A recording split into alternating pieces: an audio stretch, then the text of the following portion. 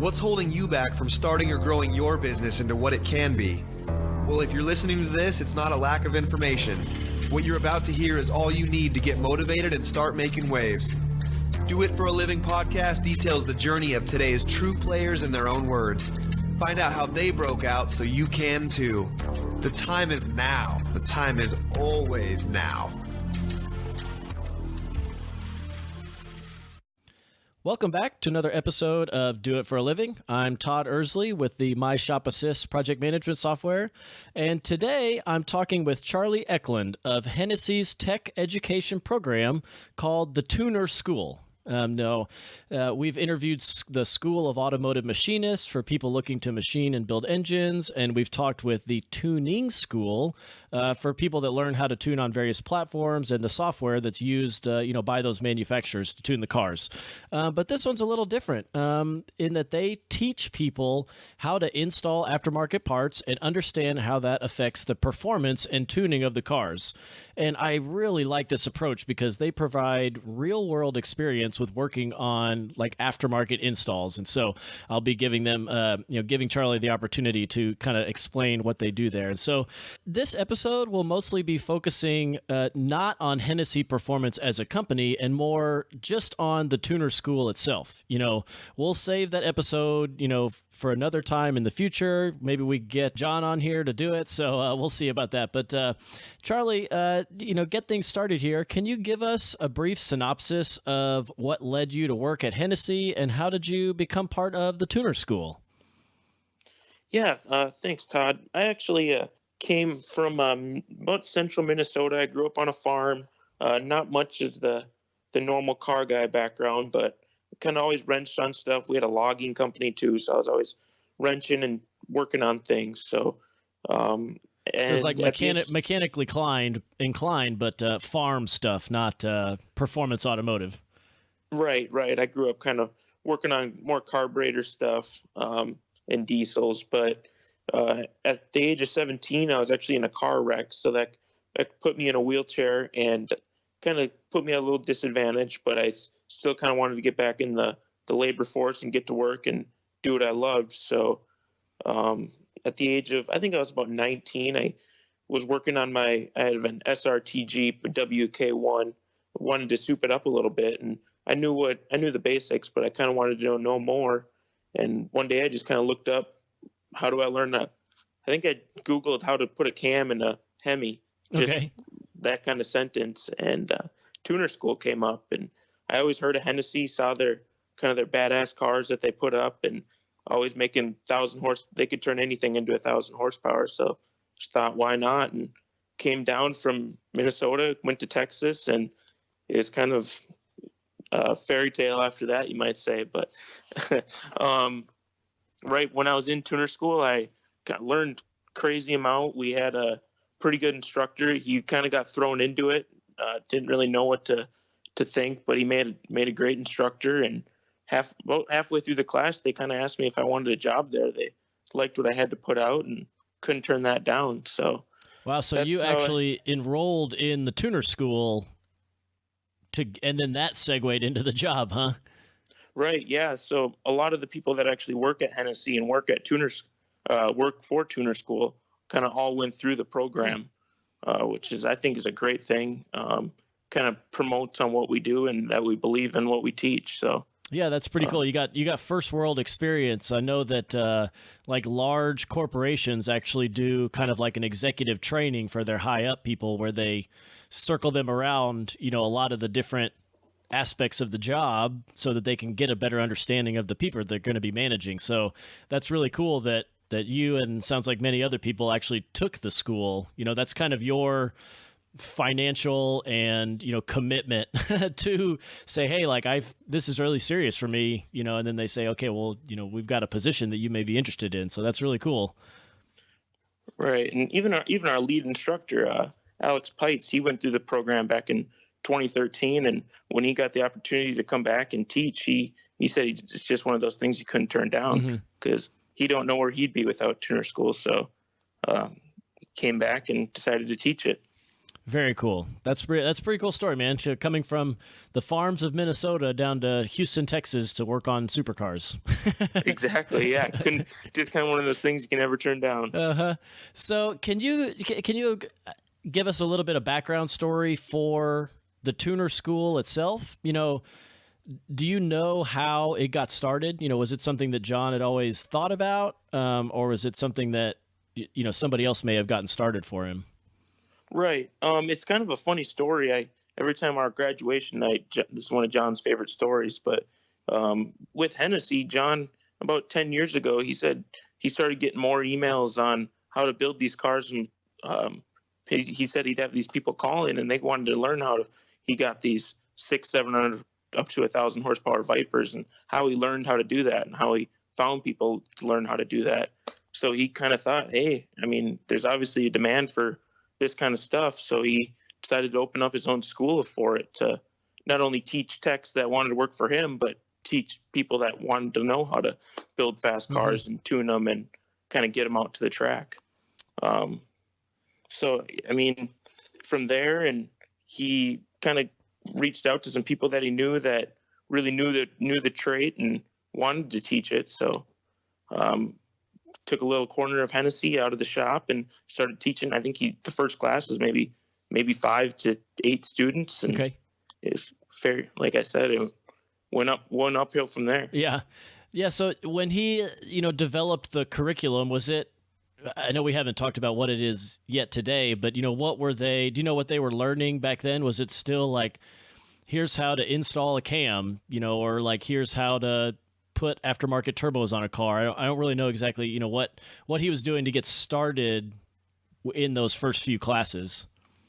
Right. I'm not super familiar on the first couple classes. What I do know is our lead tech at Hennessey, he was in either the first or the second class, and I just kind of know from what he says when he experienced tuner school. But what he explains is they kind of just had what our now classroom was kind of like a engine building little room, and rather than working on the cars out in the shop, they were kind of building the engines in that classroom, putting them together in the cars in the shop area, and then working on the dyno or whatever they did back then.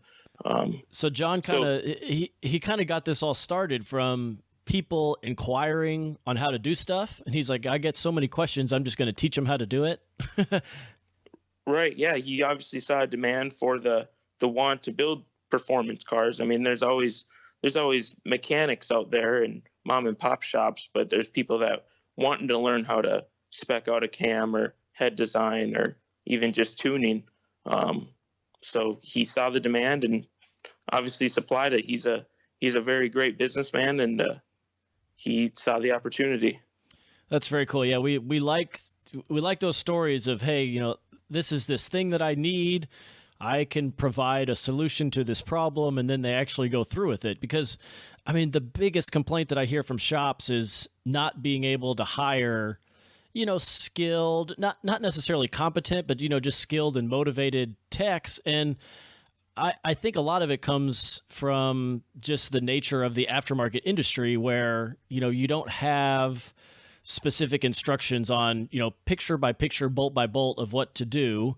And then stuff doesn't always fit. It's not like you're putting a factory head back on a car, or, you're just putting the OEM stuff back that's been wildly engineered, and the tolerances are great for slapping stuff together hundreds of thousands of times. And so, the cars come in with all sorts of previous modifications and can require quite a bit of thinking on the part of the tech to do the install. And so, I think it's really cool that you guys have undertaken that aspect of it, different from maybe your typical tech school.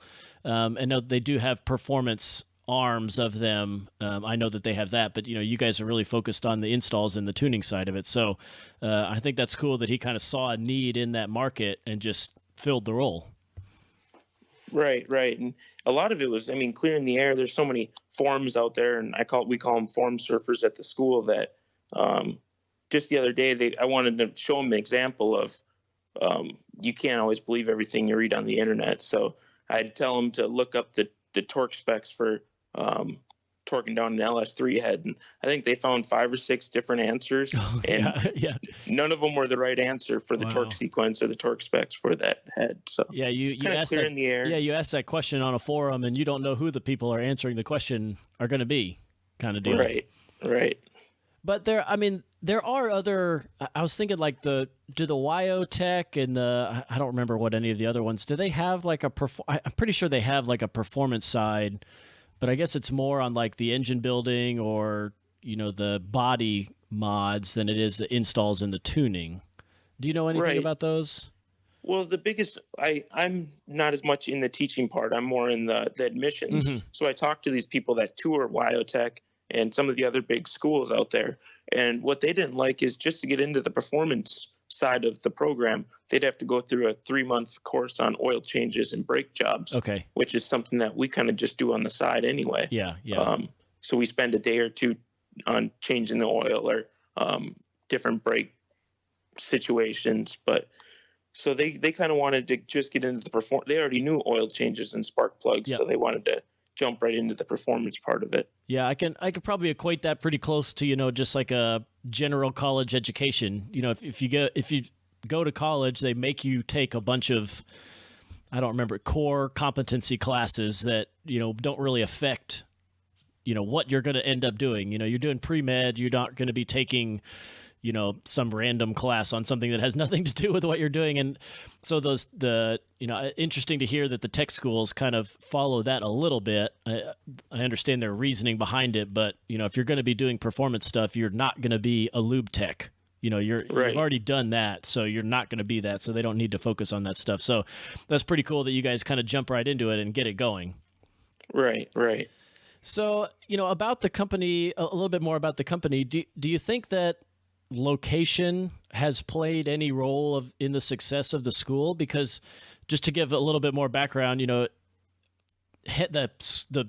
shop of Hennessey, the business, is on a racetrack, and it's a pretty big facility. And so, if you think if you guys were somewhere else, maybe the success still would have been the same, or has that provided any additional value to the school? That's a great question. What I'm thinking back when I first came to tuner school, I came from a little farm town of about a couple thousand people to Houston, where I remember pulling into Houston and seeing more Hellcats and ZL1s and GT350s than I'd seen my entire life. So I think the Houston part of it plays a huge role. But then going out to us, we're about 45 minutes west of Houston, and we have I remember pulling up my first day and seeing this huge racetrack, this huge building with all these badass cars sitting out front. And I mean, being inside of Hennessey and having our Lone Star Raceway right next to it, I think that plays a huge role in it. I mean, we go out to the track at least every other week, whether it's 0 to 60 testing, braking, or just driving around the track. So I think where we're at has played a huge part of our success, and not just the racetrack, but being in Houston and around everything else. Yeah, that appearance is pretty cool. You are setting an example for the students coming to look. You're in the admission side, so I can understand that can make it easier for you to pitch. Like, look at this facility, look where we're at, look what we can do. Whereas, if you didn't have the track, or if you were a little bit farther away from like a big metroplex, it was easy to get to maybe.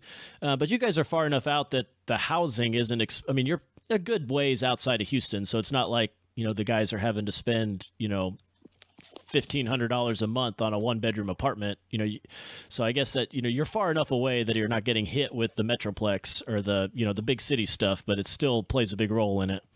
Right. I mean, some of our students, I remember when I came down, I was a broke 19, 20-year-old kid, so I still wanted to get a job. And I'm on my way down here, I was just surfing on Indeed and found a full-time job, which probably I wouldn't recommend. I always don't recommend to my students, but hey, you got to do what you got to do. Right. But I mean, I find these guys part-time jobs all the time, and they love it, whether it's just a dealership work or a couple of the shops that previous tuner school students have graduated from and went to that'll hire our students part-time, whether it sweep floors or polish up cars. So it is very helpful to be around the Houston, Mm-hmm. Katy area. But then you go the other way, and we have a tuner school house that they can rent out where they live with other tuner school students, and we have the Super 8 next to us that we work with that you can live pretty cheap at. So, like you said, Wow, we're yeah. far enough away where you can definitely pay under $1,000 a month for living, but still close enough to get a good job while you're in school. That is very cool. I did not know that you guys had like a fraternity house dorm style situation. And I mean, that makes a lot of sense. You know, you got these kids flying from all over the country, you know, to come in the school, and if you can provide, you know, housing is one less thing they have to worry about. You know, it's like Right. you can live here with fellow peers, and it makes, you know, it's just one less thing that they got to deal with the stress of starting this new program. Right. And they don't have to bring furniture. All they have to bring is a suitcase full of clothes and a good attitude. There you go. So kind of, you know, this is a question we like to ask everybody, you know, and it's kind of can be a tough one to answer, but you know, what is kind of the worst experience that you've had with the school? I understand you haven't been there for a long time, but you know, is there anything in particular that sticks out in your mind that was like, you know, something that was a struggle that you guys had to overcome, you know, with regard to students or past students, or, you know, just getting people in the door or having to deal with something? Is there any example that you can think of that was like a worst experience that you've had with the school? Right. Well, as far as tuner school, I mean, I love everything about the school, and I obviously believe in the program, and I think we have an awesome team there. But the one thing you can't change is some of the students. I mean, we have guys that come in that I don't know. Sometimes I've asked a student right up that why are you here right now? Because they get there, they'll show up a half an hour late, they'll sit on their phones or sleep all day in class, or when we go out to the shop, they just horse around. So, I mean, I think we do great at providing everything. It's just the students that you whether they're distracting others or their mom calls me at the end of the class and says, "Hey, why is Billy not graduating?" when Billy's sitting on his phone or comes to class and sleeps all day. That's the most difficult part, is just the one thing you can't control is the students. Yeah. But yeah, so the other end of it, we get great students where I've seen the highest grade point average I've seen in the class.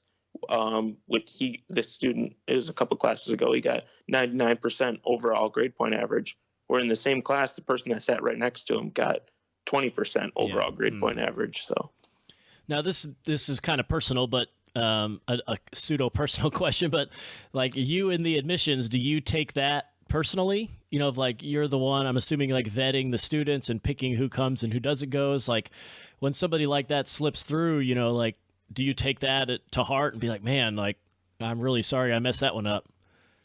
Yeah. That's one thing that I take great pride in, is the students and the guys that I pick. Our application process is pretty thorough. At the bottom of the application, the biggest thing that I look at is there's a big portion that says, why do you want to come to tuner school? And a lot of those write-ups are just great. They're heartfelt, and that I can see in their sincerity that they want to be there.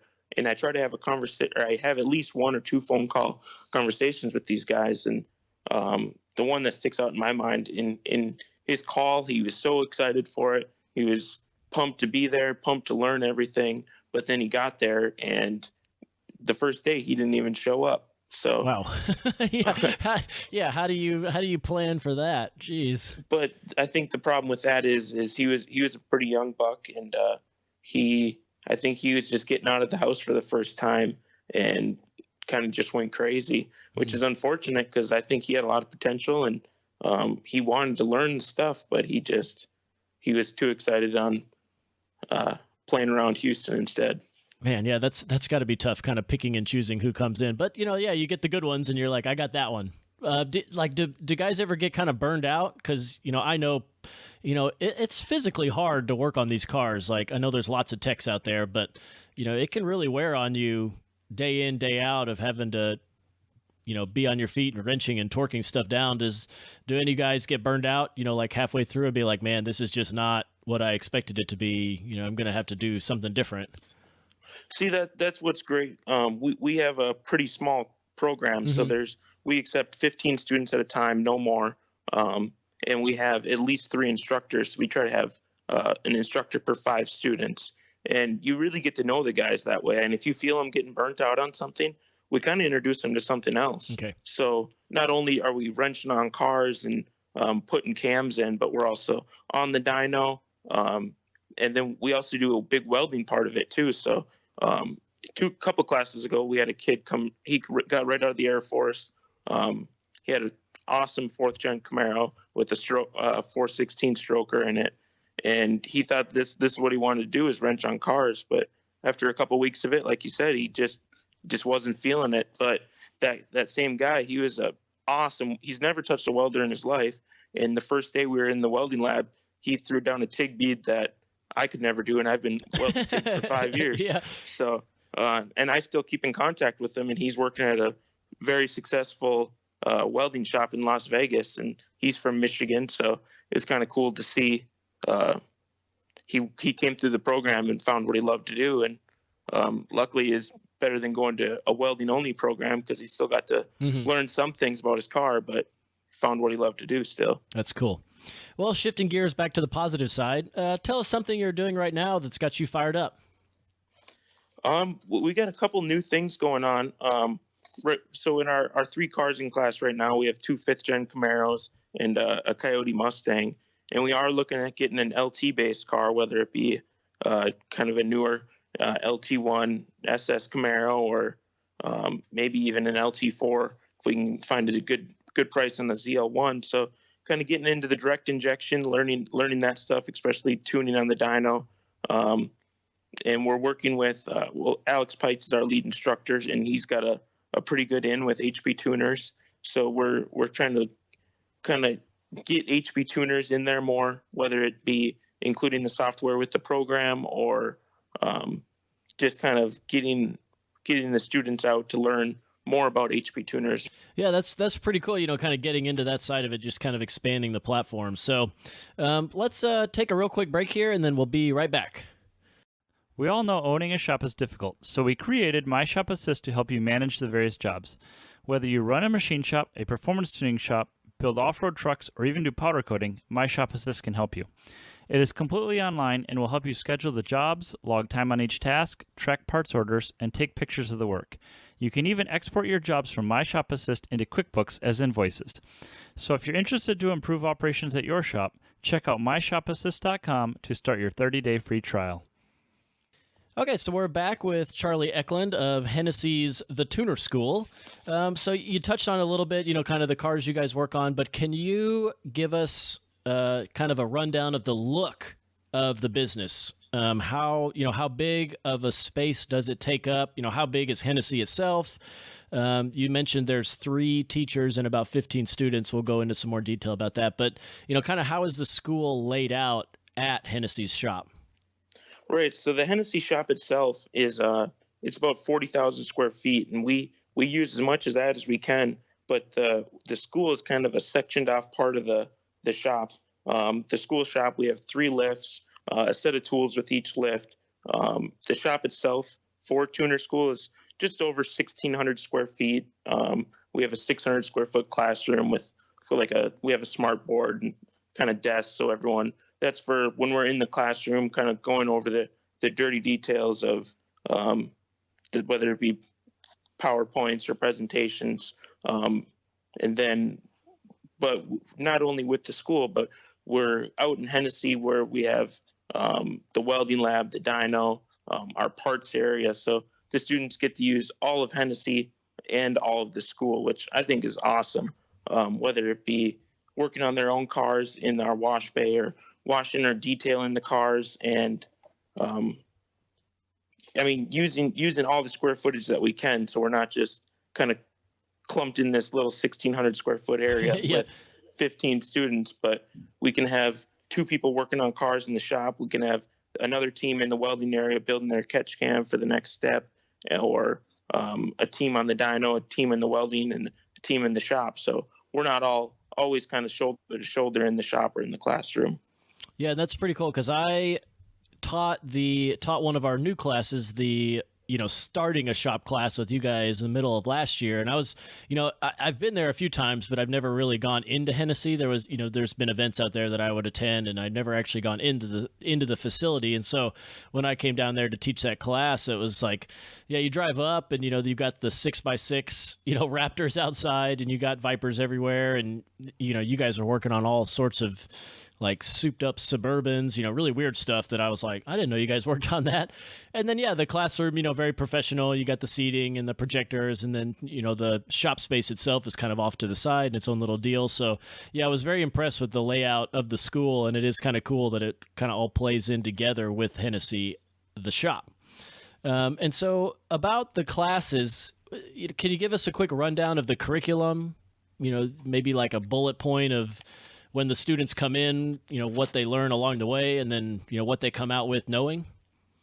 Right. So when I kind of break it down to when the students call and ask about tuner school, the way I break it down is we kind of do it in the way that they understand is stages. I still make fun of people saying, "Oh, I have a stage 1, 2, or 3 car." But, it's totally arbitrary. Yeah. Right. But then I'm out here giving them the tuner school pitch on how we build the cars in stages. So in the beginning, I always tell them, because we have guys come in that have been techs for 5-10 years to people that just got out of high school. So in the first couple of weeks, we kind of go over a lot of shop safety, whether it's lift safety, dyno safety, welding lab. Just kind of getting everyone on the same page so we all know how to behave and act in the shop. Just not even just safety, but etiquette. We're putting the tools back, locking the toolboxes up, making sure you don't lose that 10 millimeter socket. Yeah. And then from learning the basics or safety, we kind of the second week we go right into tearing down a long block. So we have an LS3 on an engine stand, and we have a 6.2 mod motor, so they get turned right into tearing those down. So when we are talking about different parts, they've all kind of had their hands on that part, or they've had a crank in their hands and they've had a cam. They've timed them both overhead cam and cam in block, so they kind of know what we're talking about when we are working on the cars. From there, we get right into baseline in the cars. We get our baseline times on the track. We mainly just do 0 to 60 testing. We get our baseline dyno testing, so they all get to drive the car on the dyno, see how it feels. That's pretty cool. It's strapping it down and driving it there, huh?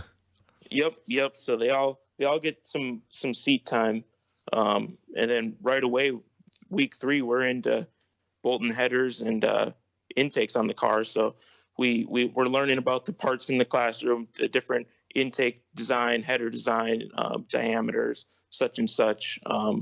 So we learn about it in the classroom for about 2 days. We go in the shop, we're installing the exhaust and the intake. So we give them about a day or 2 for that. And then we go right over to the dyno, where we set up a table around the dyno where everyone's got a computer in front of them. They all kind of got their hands on the tune. They're all driving it. They're all kind of seeing the adjustments we're making. And then we go right up the next day. We spend the whole day at the track. So some of these students have never driven a manual car, so we try to get them all in at least one manual car, and we do some burnouts and see how the cars feel from just the comparison from stock to intake. Where I think this last class we picked up 50 horsepower with headers, intake, and tune. So I mean that's a pretty good butt dyno feel, is that 50 horsepower. Yep. And then, I mean, we keep building up from there. We go from intake and exhaust to heads, cam. Then we do full suspension on the car. The cool thing when we do suspension is we actually have our Hennessey engineer come out, John Hennessey, who's been helping a lot with the F5 project and a couple other cool things around Hennessey. He comes out there, teaches them all about the suspension design and driving on the track. So they all get to go around the track, and I think the last class went in a ZR1. The class before that was an Exorcist. So they kind of get to ride in some of the cool Hennessey cars with Hennessey and put down some crazy track times. We have about a 1.5 mile road course they go around in, and Hennessey blows their mind in the classroom. And, yep. But yeah, I mean, that's one of my favorite parts about it, because that's kind of something I tried to bring into the program that not everyone wants to drive in straight line fast. So we're trying to bring some autocross or road course into it with the suspension. And then, I mean, from there, we go right into force induction. So we work with Nitrous Express. They come in and explain a little bit more. Mike Wood comes in. He's such a cool guy, so smart, and he's so great with the students. We have him come in, teach us a little bit more about nitrous. We have Supercharger Week, where we spend different going over the history of superchargers, how they vary and how they differ. And then we spend a crazy amount of time on turbos. Everybody wants to know turbos after all the new videos coming out. So do some turbo mapping and speccing turbos for different builds. And I mean, we start from ground zero and build our way up to how to build a 1,000 horsepower car and drive a 1,000 horsepower car. And whatever we're doing. How long are the students enrolled in the school? The total time that they're in school it's a 14-week program, Monday through Friday, 8:30 to 1:30. So them 14 weeks, we're kind of pounding their heads full of information and getting their hands dirty. We had a girl in the last class that says she hasn't had calluses like this since she was in the military. So we're working them hard. And so, do you do? I mean, how many classes? Do you do 4 like quarters? Do you have 4 different classes come through the school every year? So we have a spring, summer, and fall class. Okay. The spring class usually starts in about the beginning of January through April. The summer is May through August, and the fall class is September through December. And then you said there's 15. You cap it at 15 students a class right now? Yes. Yep. So we have a 15 student cap. And usually within the first week, there's always someone that talks to you and says they're going to be there and they don't show up. So we always have somewhat of a waiting list. So I'll call everyone on the waiting list and see if we can keep the 15 person, to keep the teams even. So we try to keep it at 15 at most. And sometimes we'll get a group of 12, which is kind of nice too, a little smaller. But yeah, we always spend the whole time working. Gotcha. Yeah, that's very cool. So what do you guys do to like promote the school? Like, how are you attracting students to come? Is it online marketing? Are you reaching out to high schools? What are you guys doing to get these students to, or I guess could be high schools or military or college or whatever, to get them into the school? That's kind of the approach that we're pretty proud of right now. We're not, this past year 2018, we actually didn't spend a dime on advertising. Well, that's nice. Which is I mean, crazy cool. Whether sometimes we'll throw an ad in at the end of a Hennessey video, or we'll have a little blurb on the end of on the corner of a video we're doing, or we post something on just our Instagram or Facebook. Just all like internal stuff. Right, but we still do. We'll be at Texas 2K. We have the students helping out at Texas 2K. We have Peter there, who's good friends with John, and one of our sales guys, who he really get the students in there, and he believes in the program, so he announces it here and there. But I mean, as far as advertising, I mean, we have the website and such, but a lot of the big sellers, just I always encourage people, if they hear about tuner school, they wonder what it's about, I just tell them to come down, tour the shop. If you come from out of state and tour, we have a pretty good discount on the program for coming all that way and looking at everything. And when they're there, they get to see all the cool stuff we're working on at Hennessey too. So. And do you guys offer any sort of like financial help to pay for the school? Because I know that was something. I'm pretty sure that was with the Samtech guys, the getting some sort of accreditation. I'm kind of a little foggy on the details of it, but so that they could get funding, from the government for loans for the kids, or are they all having to do it themselves, or are you guys helping them personally to pay for the school? If they can't just, write a check for it, which I'm assuming most of them can't. Right. So unfortunately, we are technically a post-secondary program. Okay. So we don't have any financial aid, but I mean, I know that our program's just over 14,000, and not everyone can come up with that. So we have worked out payment plans. Okay. Whether, as long as they're paid up by the end of the class, we usually make it okay. But most of the students, I encourage them to have a plan, or if I can't tell you how many banks I've had call me and say, what is this? This guy's trying to get a loan for a tuner school. Yep. But I mean, myself, I was in FFA and 4-H. I got a lot of help from them, grant programs, and the rest I just got from a local credit union. Just went in and told them what I was planning on doing. The loan was pretty simple, pretty low interest loan. So, and then you said they're at school from 8:30 to 1:30. So you mentioned earlier that you help get them jobs and stuff, so they can make a couple $1,000s every month, to help pay for that. It sounds like, they get the housing help with you guys, and then they get a job somewhere that's paying the bills. So it sounds like you make it available. It's not like a full-time school. It's essentially half day. Gives them a lot of opportunities to make money on the side to fund it. Right. And we do accept the GI bill too. So we get some GI guys in. Okay. And, I do as much venturing and helping these students as I can. So I'll go out to local businesses and say, hey, I got these guys coming in that know quite a bit about cars. They're going to be out of school at 1:30, and they're just looking for some part-time work to keep them out of trouble. And I mean, it's pretty surprising. I mean, it's Southern hospitality too, but getting these guys lined up with jobs is pretty easy. Pretty easy. Yeah. So how about discussing a little bit the post-graduation placement? Do you have, are shops coming to you? Are you going to shops? How are you rating your students? Can you give us kind of a rundown of what you guys do to help place the students, or if a shop is looking for a tech, what they need to do? Yeah, it's funny you ask that. So in the last couple months, and the last couple instructors too, we've been reaching out to shops and saying, hey, we have a few students a year that are graduating that are looking for jobs from.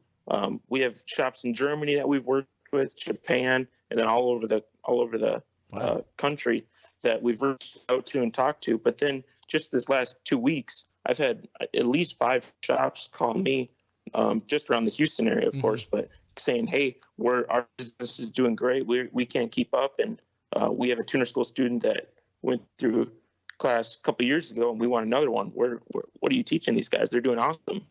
And so I've already got one student this class who he had a little bit of tech experience prior, and he's got an interview at the end of the week for a pretty well-known shop around Houston area. And then we also, Alex Pites, who I can't admire enough. He's our lead instructor, and he puts his heart and soul into the school. And I've talked to him at 11 o'clock midnight before, looking over some of the students' resumes, kind of helping these guys build an awesome resume and help them get the job they want to. And I mean, I've had the last class, we had a mom call me at least every other week saying, hey, you better find my kid a job out of here, because he's coming across the country going to the school. He better find a job. Yeah. It's a big risk for him. Yeah. Right. But I mean, he's working at a Calvo Motorsports or Calvo in Austin now, building these big badass Vipers. So it's cool. That's actually my favorite part of the job, is seeing these guys come through the program and getting these super cool jobs doing what they've always dreamed of. So it sounds like, you don't have a lot of trouble placing the students as long as they actually care. Right. That's what I was just going to say. As long as every student that I've had come through the program that has cared and reached out and stayed late, came early, stayed late, and worked hard. As far as saying, everyone that I've witnessed myself work hard has gotten a job out of the program. And then we've had a good number of people that have kind of put in half effort and didn't really care too much. Kind of came through the program because their parents made them go to school, who obviously didn't get a job. But yeah, and that's a struggle. That's got to be really hard on you guys to. I mean, they're paying you for this education, but you only get out of it what you put into it, kind of deal. Like, if you're not going to show up and you're not going to care, there's nothing really you can do about it. And especially you don't want to send them to a shop and then them not perform, because that gives you a bad reputation of like, well, this guy sucked, I don't want to hire another one. Whereas, you mentioned earlier that like you've got guys that have hired in the past and they want more. So that's really what you're looking for. And so it's got to be that's got to be a tough struggle. And I mean, the students aren't just coming out as techs or tuners. I mean, I had a guy in my class, good friend of mine. Now I see him on Facebook. He's killing it in a car sales game. Seems like he's selling a Corvette every single day. Yeah.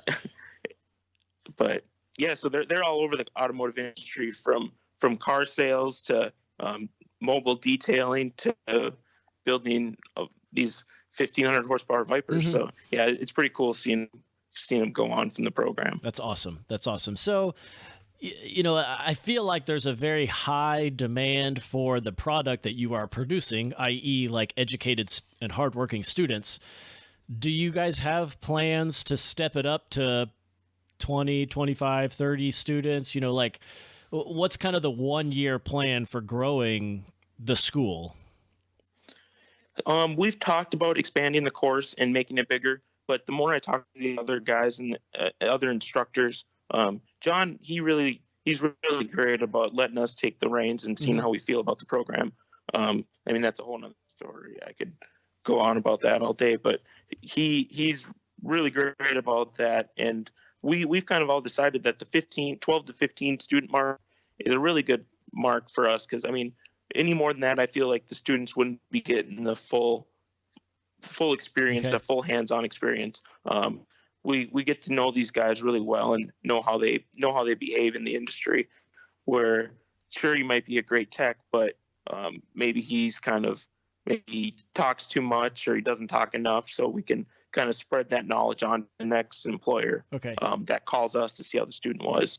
So I don't see us growing as far as bigger classes, but we are looking at adding classes, whether like I mentioned in the past, some guys like tuning, some guys like welding, some guys like building. So we might, what we've talked about in the past is adding another 2 weeks onto the program, because we do exit interviews with all the students, and almost every student, they say, man, I wish I could be here longer. It was so much fun. I learned so much. So we've talked about making the course a little bit longer, and then the last 2 weeks kind of putting the students just in where they want to be. So the last 2 weeks, we just have them in the welding lab, just on the dyno, or just in the shop. It's not just the tuner school shop. It's out in Hennessey, kind of shadowing a tech. I think that's something I'm really trying to work towards, and get the students, more specialized in what they want to do. Gotcha. Yeah. So from a business marketing standpoint, this is not negative, but you're trying to get more money per customer versus getting more customers. You're trying to increase the value from the students. And you're increasing their knowledge. Obviously it comes along with it, but just from a revenue business standpoint, you're like, we don't want to get 50 students. We want to get a lot of value out of the ones we have. So, and I'm just spitballing here, and I'm sure you guys may have thought about it or have gone way more in depth in this, but what about adding you have a morning class? Could you possibly do an evening class, or is that just logistically too complicated? Kind of because essentially that would double the number of students you have, but it would keep the class size the same. Is that just too difficult to do at this stage?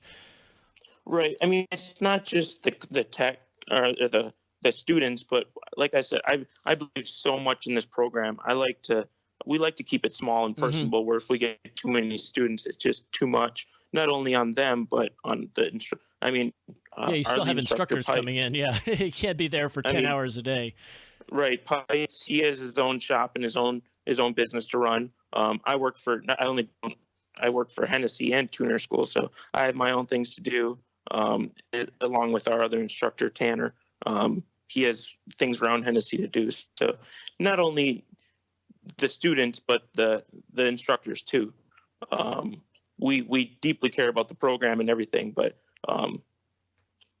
the students need things to do after class, and so do the instructors. So gotcha. I think as far as time and space, I think we're doing a pretty good job of our numbers. So is the tuner school like a whole different legal business entity from Hennessey, or is it something that's part of what Hennessey offers? Like, is it the tuner school LLC or, corp or incorporated or anything? Do you know that? Well, it is a complete different business. So when I'm working for tuner school, I clock out of Hennessey and clock into tuner school. Okay. So we are a completely different business, but we definitely use the assets that Hennessey gives us to help the program. Okay. So very cool. Very cool. And then, just looking farther ahead, do you guys ever talk about or have sort of a 5-year plan, maybe bigger goals than, hey, we want to add a couple more vehicles or expand the classroom. So do you guys get into planning that far out?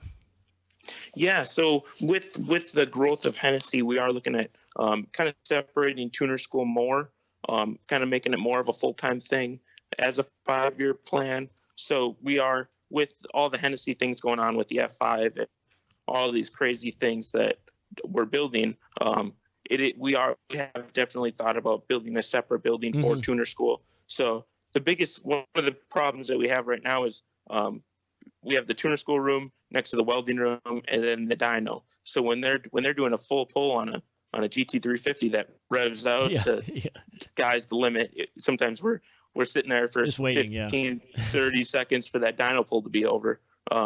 So we have talked about building a separate building, kind of having our own dyno, our own shop, still on the property with Hennessey, but kind of a different facility. Gotcha. Okay. Yeah, I was just kind of curious about, what you guys were doing about that, because that's a pretty cool plan to kind of separate it out physically, because it's in the same building now. So that would be a pretty cool expansion, because you guys have the room, you've got the acreage out there, but it's just, how much money do you want to put into that? Because you're going to have to get it back out. So totally understand trying to get, both sides of it. Just to kind of close out here, if a shop is interested in hiring a tech, or if a person is interested in becoming a student, how can they, what's the best way to contact, the tuner school to get more information? Right. The best source for us is our website. It's just tunerschool.com. We have everything you'd ever need to know on there. My direct line's on there. Feel free to give me a call or text anytime. This is my livelihood. I love tuner school. I tell that in our morning meetings every day. I say, my biggest focus is tuner school. So I've had students call me at midnight before and ask about the program. So I'm always available, even emailing me.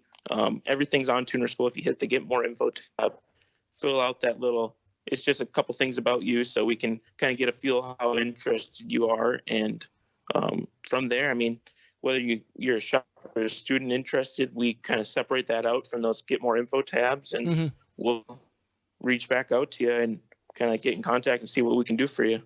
That's awesome. Yeah. So one kind of final question that I always like to ask everybody is, what is your daily driver vehicle? My daily driver. Unfortunately, I'm kind of a Mopar guy, so it seems like my daily drivers are always broken. But, the one I'm most excited about right now is I still have that WK1 SRT Jeep.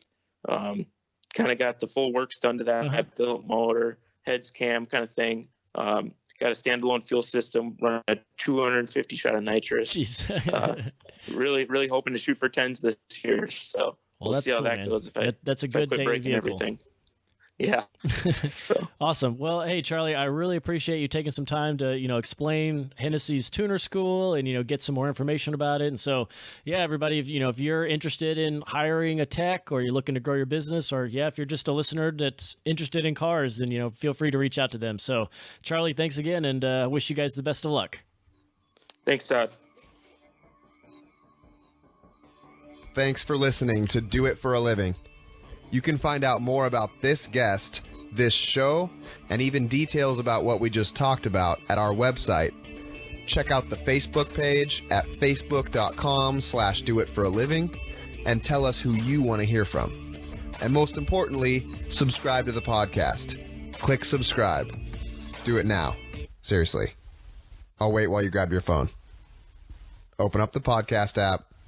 Tap the subscribe button. When you subscribe, you help us gain momentum and attract more high-level guests. Thanks for listening, and good luck.